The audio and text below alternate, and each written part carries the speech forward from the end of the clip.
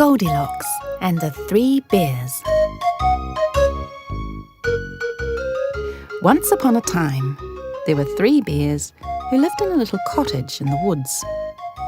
There was a great big father bear, a middle-sized mother bear, and a teeny-weeny baby bear. One morning, Mother Bear made porridge for breakfast and poured it into their bowls. "It's too hot to eat just yet," she said. "So let's go for a walk while the porridge cools down." Father Bear and Baby Bear joined Mother Bear, and off they went for a walk in the morning sunshine.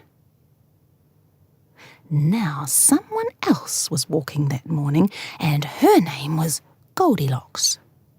She didn't think that anyone lived in the woods, so she was very surprised when she came across the bear's little house.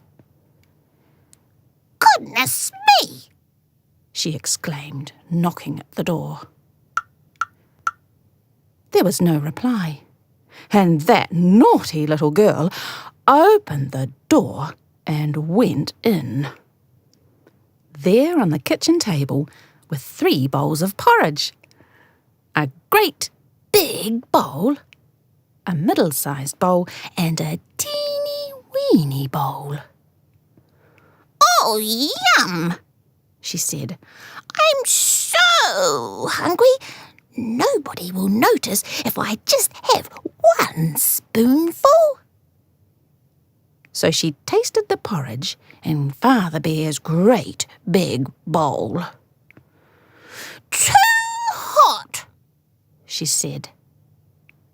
So she tasted the porridge in Mother Bear's middle-sized bowl. "Too cold," she said.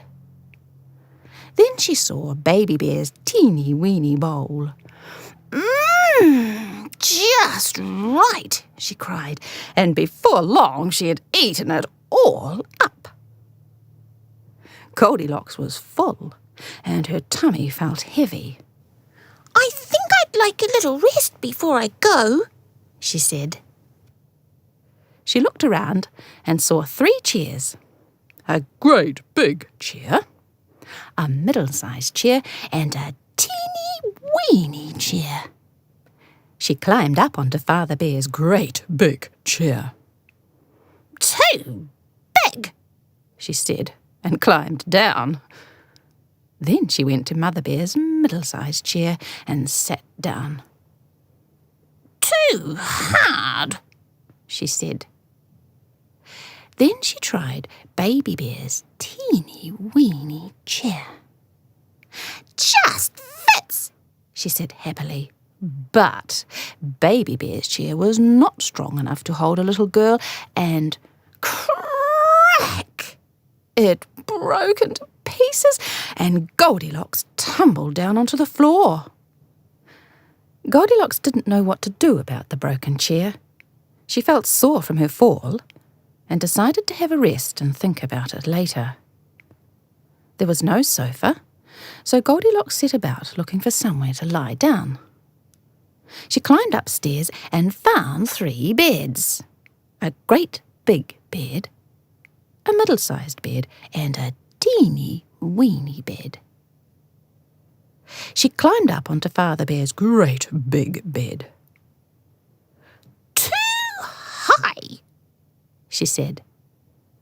Next, she tried Mother Bear's middle-sized bed. "Too low," she said. Then she lay down in Baby Bear's teeny-weeny bed. "This is just right," she said, and before long she was fast asleep. A little while later, the 3 bears came home from their walk hungry for their breakfast. Father Bear went to his bowl. "Somebody's been eating my porridge," he growled in his great big voice. Mother Bear went to her bowl. "Somebody's been eating my porridge," she cried in her middle-sized voice. Baby Bear looked in the teeny-weeny bowl. Somebody's been eating my porridge and have eaten it all up. The three bears had never had an intruder in their house before, and they were shocked. I'd better sit down, said Father Bear. But when he went to his chair, he noticed something. Somebody's been sitting in my chair, he growled in his great big voice. Mother Bear went to her chair, and the cushion was all ruffled up.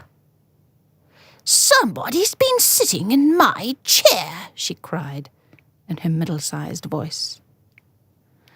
Then Baby Bear hurried to where the teeny-weeny chair always stood, and there, scattered on the floor, were pieces of smashed wood.